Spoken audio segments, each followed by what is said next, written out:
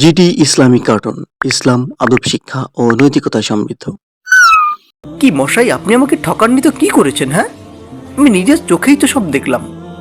রমজান মাস হিসাব না করলেও পারতেন ভাই।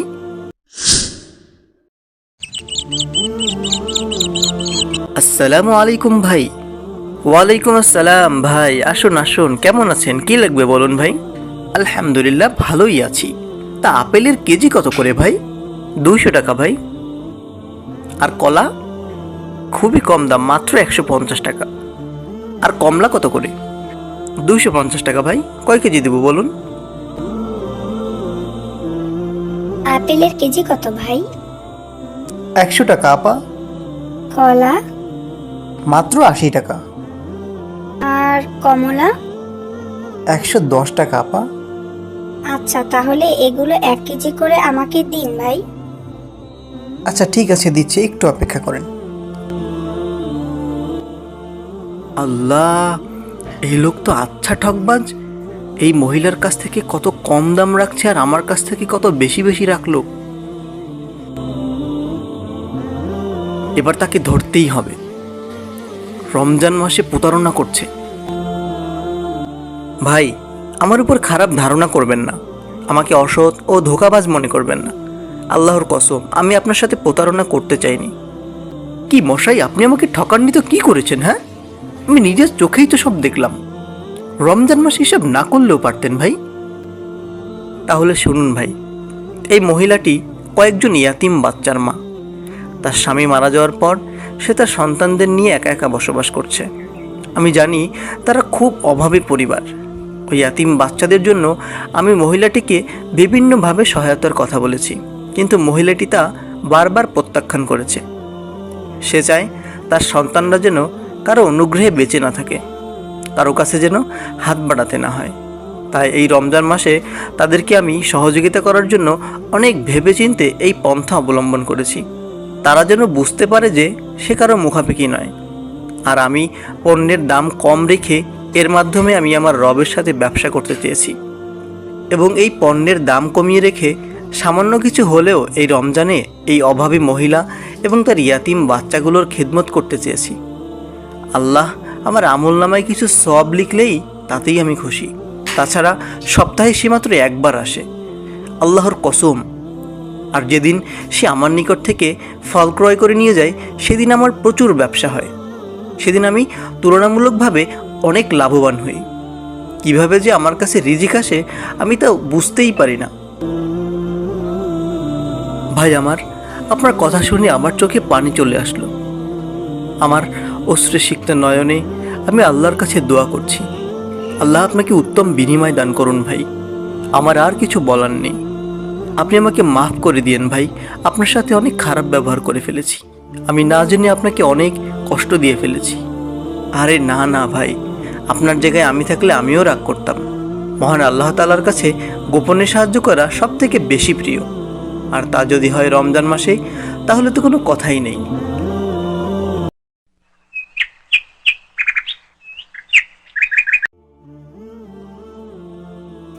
আসসালামু আলাইকুম ইয়ামিন, কেমন আছো তুমি? ওয়ালাইকুম আসসালাম। আলহামদুলিল্লাহ, আল্লাহর অশেষ রহমতে ভালোই আছি। তুমি কেমন আছো আয়েশা? আমিও আল্লাহর অশেষ রহমতে আলহামদুলিল্লাহ ভালো আছি। তার কিছুদিন পরেই তো পবিত্র ঈদুল আজহা, তা কেনাকাটা কি কিছু করেছো? আপাতত আমি এবছর কিছু কেনার চিন্তা ভাবনা করছি না আয়েশা। তা তোমার কি ঈদের শপিং শেষ? আমি অনেক কিছুই কিনেছি জানো, জামা, জুতা, কসমেটিক্স, আরো কত কি। আরো অনেক কিছু বাকিও আছে। তা তুমি এবার কিছু নিবে না কেন ইয়ামিন? তোমার বাবা তো একজন অত্যন্ত ধনী ব্যক্তি, তাহলে নিবে না কেন? তাহলে তো বেশ ভালোই, তোমার ঈদ তো এবার বেশ ভালোই কাটবে। তা ঠিক বলেছ, কিন্তু তুমি তো এখনো কিছুই নাওনি। তোমার ঈদ তো ভালো কাটবে না।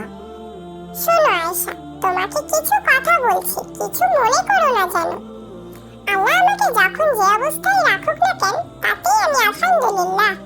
কারণ আমরা যদি চিন্তা করে দেখি, আমাদের পেয়ারে নবী হযরত মুহাম্মদ সাল্লাল্লাহু আলাইহি সাল্লাম এবং আরো কত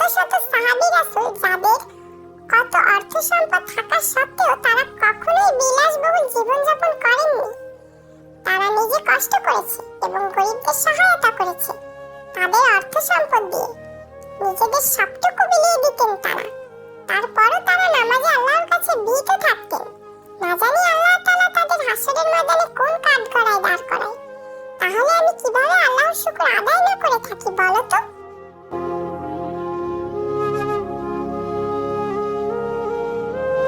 ইয়া আল্লাহ, তুমি ছোট হয়ে কত সুন্দর জ্ঞানের কথা বললে।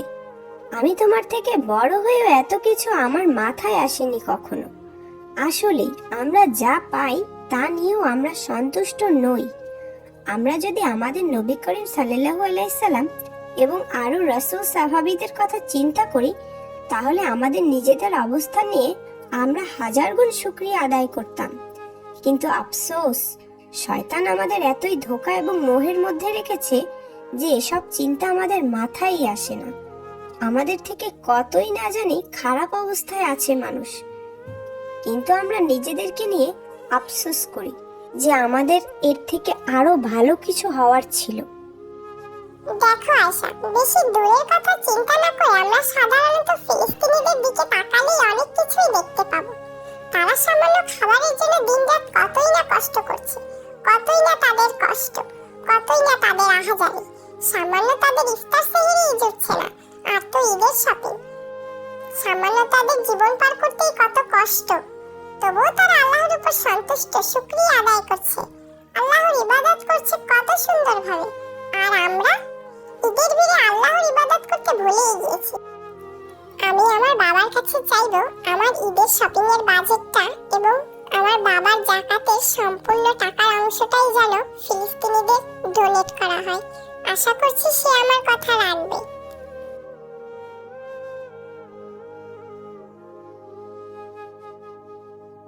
এ তুমি আমায় কি মনে করিয়ে দিলে ইয়ামিন? আসলেই আমরা তো ফিলিস্তিনিদের কথা ভুলেই গিয়েছি প্রায়। সময়ের সাথে সাথে আমরা আসলেই সবকিছু কেমন যেন গুলিয়ে ফেলি, নিজেদের নিয়ে ব্যস্ত হয়ে পড়ি। এই তো দুনিয়াবি জীবন। আল্লাহ আমাকে মাফ করুন, আমি যা করার করে ফেলেছি, কিন্তু আর নয়। আমিও আমার বাবাকে বলবো আমাদের ঈদের শপিং এবং যাকাতের সম্পূর্ণ টাকাটা যেন সম্পূর্ণ ফিলিস্তিনিদের ডোনেট করে।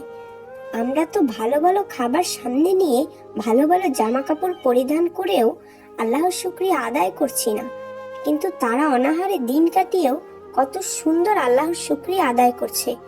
ইয়া আল্লাহ, তুমি আমাকে মাফ করো।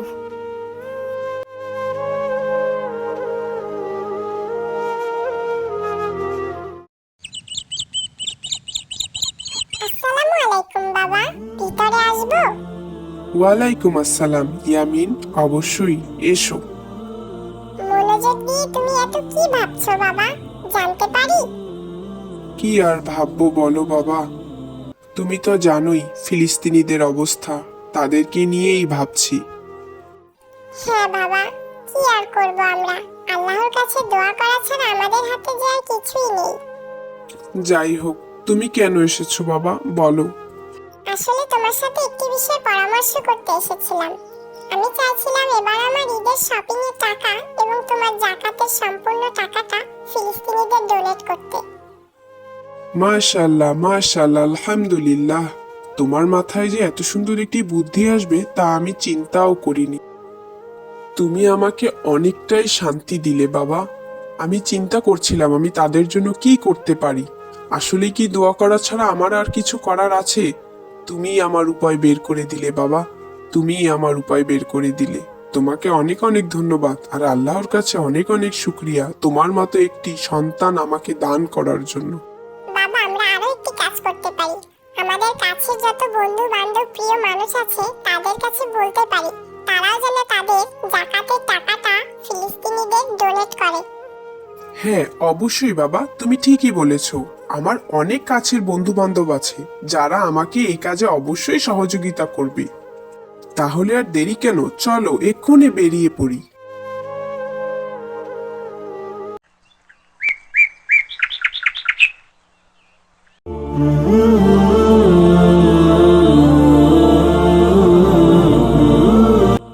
বন্ধুরা, এবার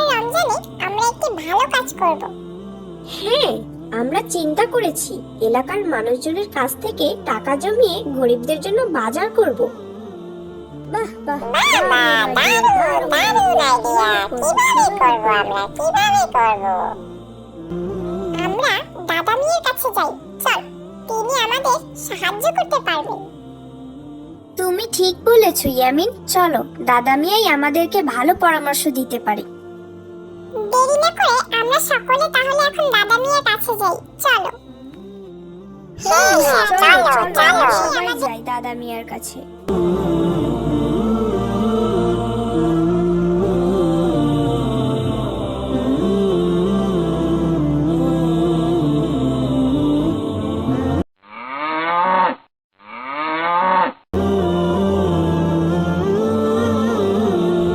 আসসালামু আলাইকুম দাদা মিয়া। ওয়ালাইকুম আসসালাম। বাচ্চারা, কি খবর? তোমরা কেমন আছো? আলহামদুলিল্লাহ দাদা মিয়া, আমরা সকলে আল্লাহর রহমতে অনেক ভালো আছি। একটি বিশেষ দরকারেই আপনার কাছে আসা। তা আমার ছোট্ট সোনামণিরা, কি দরকার তোমাদের আমার কাছে? বলো দেখিনি, যদি কিছু করতে পারি তোমাদের জন্য। দাদা মিয়া, আমরা গরিবদের জন্য রমজানের বাজার করতে চাই। আপনি যদি আমাদেরকে একটু সাহায্য করতেন। সুবহানাল্লাহ, খুব সুন্দর একটা কাজ করছো তোমরা। আমি তোমাদের কিছু টাকা দিলাম, আর এলাকার অন্যদের কাছ থেকেও চেয়ে নিতে পারো। এটা অনেক সওয়াবের একটি কাজ। তোমরা এত ছোট হয়েও যে এত সুন্দর একটি পরিকল্পনা করেছো, এই তো অনেক। আল্লাহ তোমাদের অনেক বড় করুন। আপনাকে অনেক অনেক ধন্যবাদ দাদা মিয়া। আপনি আমাদের শুধু একটু দোয়া করুন, আমরা যেন এভাবেই এগিয়ে যেতে পারি।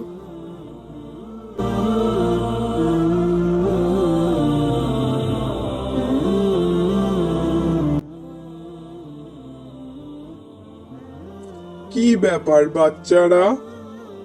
আপনি তো জানেনই চাচা, আগামীকাল থেকে মাহে রমজান মাস শুরু। আমরা গরিবদের জন্য বাজার করব। আমাদের একটু সাহায্য করবেন? অবশ্যই অবশ্যই, আমি কিছু চাল, ডাল, তেল দিচ্ছি। আল্লাহ তোমাদের এই কাজ কবুল করুন। তোমাদের এই উদ্যোগে আমরা সবাই খুশি। আল্লাহ তোমাদের ভালো করুন। আপনাকে অনেক অনেক ধন্যবাদ চাচা। আল্লাহ নিশ্চয়ই আপনাকে এর উত্তম প্রতিদান দিবেন ইনশাআল্লাহ। আরে আরে, কিসের ধন্যবাদ দিচ্ছ? ধন্যবাদ তো তোমরা আমাদের থেকে পাও। এত ছোট হয়েও যে এত সুন্দর একটি উদ্যোগ নিয়েছো, এই তো অনেক। আর তোমরা যেতে লাগো, আমি লোক দিয়ে সবকিছু পাঠিয়ে দিচ্ছি।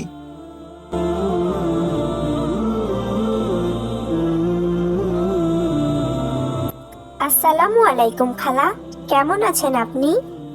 ওয়ালাইকুম আসসালাম হুমায়রা। এই তো আল্লাহর অশেষ রহমতে ভালোই আছি। তা তোমরা কেমন আছো? আমরাও ভালো আছি। খালা, আপনার কাছে একটি দরকারে এসেছি। তা কি দরকার বলো দেখি। আপনি তো জানেন খালা, আগামীকাল থেকে মাহে রমজান মাস শুরু। আর এই মাহে রমজান উপলক্ষে আমরা সমাজের কিছু ব্যক্তিদের ইফতার দেওয়ার উদ্যোগ নিয়েছি, তাই আপনার কাছে আসা খালা। আল্লাহ তোমাদের অনেক ভালো করুন বাচ্চারা। এত ছোট বয়সে এত সুন্দর চিন্তা করেছো তোমরা, ভাবতেই অবাক লাগে। আল্লাহ তোমাদের ভালো করুক। তোমরা তো সকলেই জানো, রাকিব যখন খুব ছোট তখন ওর বাবা একটি বিশাল অ্যাক্সিডেন্টে মারা যায়। তারপর থেকেই আমি রাকিবকে নিয়েই আছি। আগামীকাল থেকে মাহে রমজান মাস শুরু, বেশ চিন্তাই ছিলাম কি থেকে কি করব, ছেলেটার মুখে কি দিব। তোমরা আমাদের অনেক উপকার করলে, তোমাদের এই ঋণ আমি কখনোই ভুলবো না। আল্লাহ তোমাদের ভালো করুন।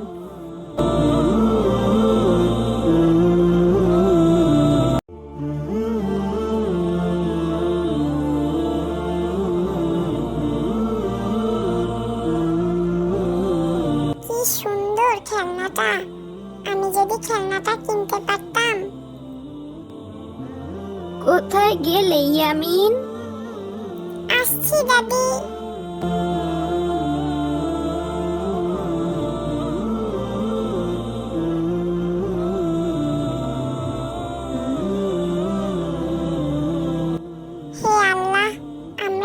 গরিব কেন? আমার দাদির অনেক কষ্ট হয়। ছোটবেলায় বাবা মা মারা যাওয়ার পর থেকে দাদির কাছেই বড় হয়েছি। দাদি অনেক কষ্ট করেই আমাকে বড় করেছে।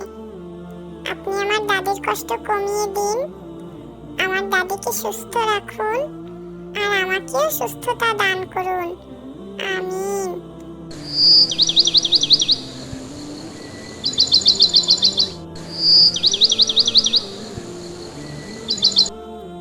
ইয়ামিন, ইয়ামিন,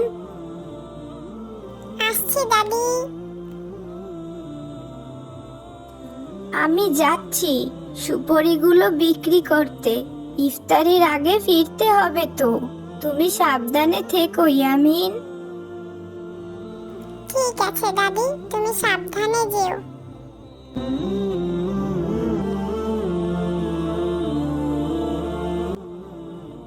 হে আল্লাহ, আমার 3টে ইচ্ছে। 1, কবরে আমার মা বাবাকে ভালো রাখেন।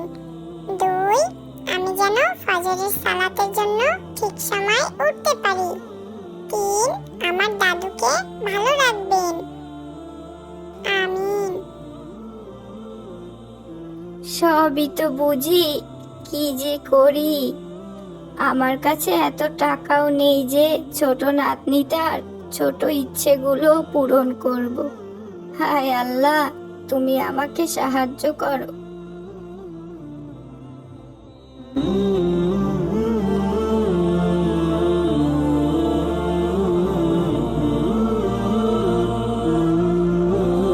আজকে নাতনিটার জন্য দেখি একটা ছোটখাটো খেলনা কিছু কিনে নিয়ে যেতে পারি কিনা। নাতনিটা অনেক খুশি হবে।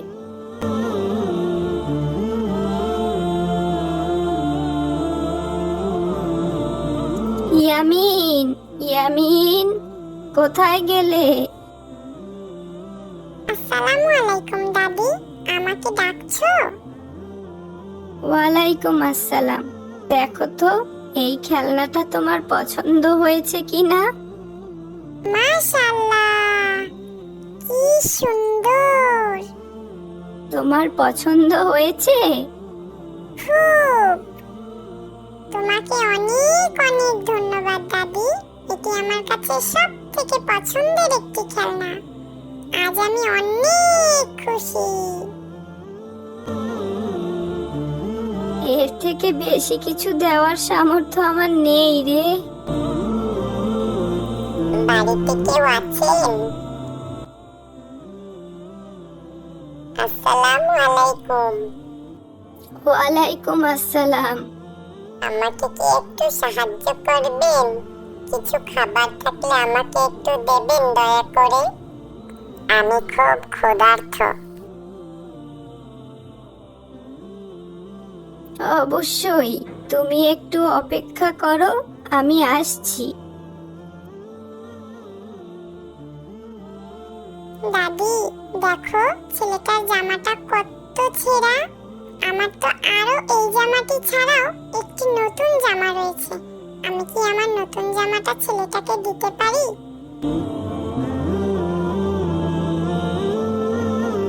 এই যে নাও, এই জামাটি আমি তোমাকে ঈদের উপহার দিলাম। নতুন বলতে আমার কাছে এই একটি জামাই ছিল। মাশাআল্লাহ, জামাটি অনেক সুন্দর। এটা তো দুনিয়ার সবচেয়ে সুন্দর জামা। তোমাকে অনেক অনেক ধন্যবাদ। আল্লাহ তোমার ভালো করুন।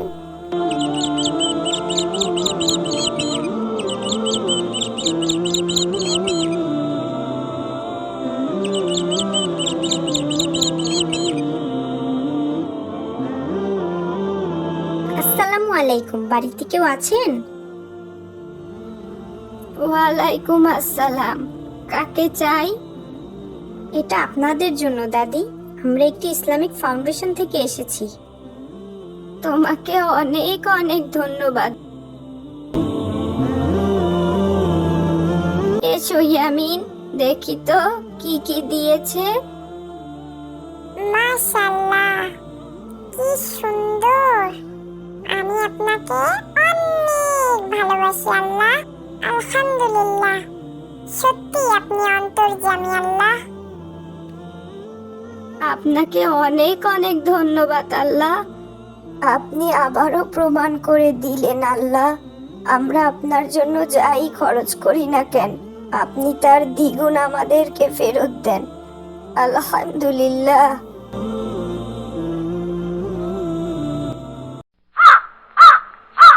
এই যে ভাইয়া শুনছেন? জি বলুন।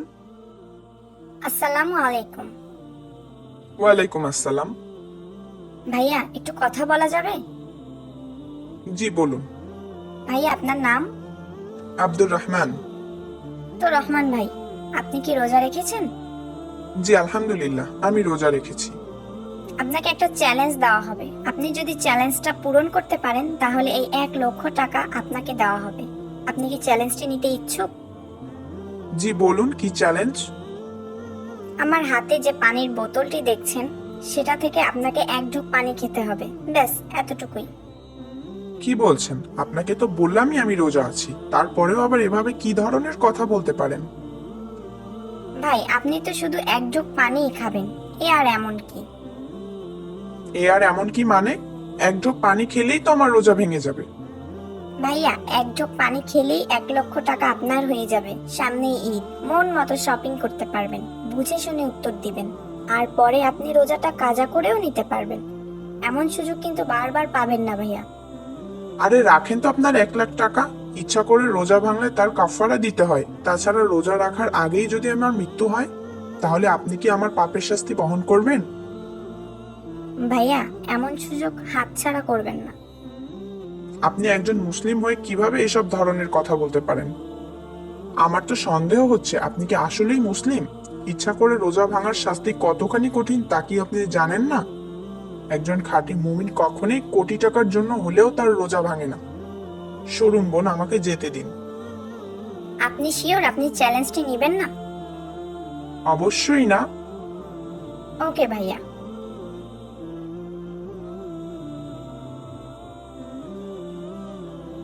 এই যে বোন, আসসালামু আলাইকুম। ওয়ালাইকুম আসসালাম। বোন আপনার নাম? আমার নাম উম্মে হাবিবা। আপনি কি রোজা আছেন? জি অবশ্যই।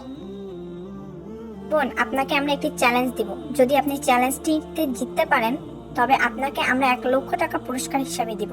আপনি কি চ্যালেঞ্জটি নিতে ইচ্ছুক? 1 লক্ষ টাকা? ওয়াও, আমাকে কি করতে হবে বলুন? আপনি জাস্ট এই বোতল থেকে 1 ঢোক পানি খাবেন, ব্যাস এতটুকুই। মাত্র 1 ঢোক পানি খেলে 1 লক্ষ টাকা আমার? এই টাকাগুলো আবার জাল নয় তো? জি না আপু, এই টাকাগুলো পুরোই আসল। এটা জাস্ট রোজা কেন্দ্রিক একটা চ্যালেঞ্জ রেখেছি আমরা। আর আপনি যদি এই 1 ঢোক পানি খান তবে আগামী 5 মিনিট পর এই টাকাগুলো আপনার হয়ে যাবে। সামনেই ঈদ, অনেক শপিং করতে পারবেন। আপনি শিওর আমি 1 ঢোক পানি খেলেই আপনি এই টাকাগুলো আমাকে দিয়ে দিবেন? এটা আবার প্র্যাঙ্ক নয় তো? না না, এটা কোনো প্র্যাঙ্ক নয়। আপনি জাস্ট পানি খেলেই আপনাকে টাকাগুলো দিয়ে দেওয়া হবে। ওকে, আমি রাজি। একটা রোজারই তো ব্যাপার, পরে কাজা করেও নেওয়া যাবে। জি অবশ্যই। এই যে নিন পানির বোতল। আপনার কি মাথা খারাপ নাকি? সামান্য 1 লাখ টাকার জন্য আপনি রোজা ভেঙে ফেলবেন? 1 লাখ টাকা সামান্য? সামান্য নয় তো কি? একটি রোজার কাছে পৃথিবীর সব মূল্যবান জিনিসও তুচ্ছ। তাহলে আপনি আমাকে 1 লাখ টাকা দিন তো। আপনাকে কেন টাকা দিতে যাব? তাহলে আমাকে বাধা দিচ্ছেন কেন? একজন মুমিন হিসেবে আপনাকে অন্যায় থেকে বিরত রাখা আমার কর্তব্য। আমি তো আমার রোজা ভাঙবো, তাতে আপনার সমস্যা কি? নাকি আমি 1 লক্ষ টাকা পেয়ে যাব তাতে আপনার হিংসে হচ্ছে? সরুন তো, আমাকে আমার কাজ করতে দিন। ভাইয়া থামুন। আমরা একটা ভিডিও করছিলাম যেখানে আমরা প্রকৃত মুমিন খুঁজছিলাম। এতক্ষণ যা দেখেছেন তা সবই সাজানো। ভাইয়া আমাদের এই চ্যালেঞ্জে আপনি জিতে গেছেন, তাই আমাদের পক্ষ থেকে এই নগদ 1 লক্ষ টাকা আপনার। তার মানে রোজা ভাঙার বিষয়টি সম্পূর্ণই সাজানো ছিল? জি ভাইয়া, পুরোটাই সাজানো। এই 1 লক্ষ টাকা আপনার সততার পুরস্কার। আলহামদুলিল্লাহ।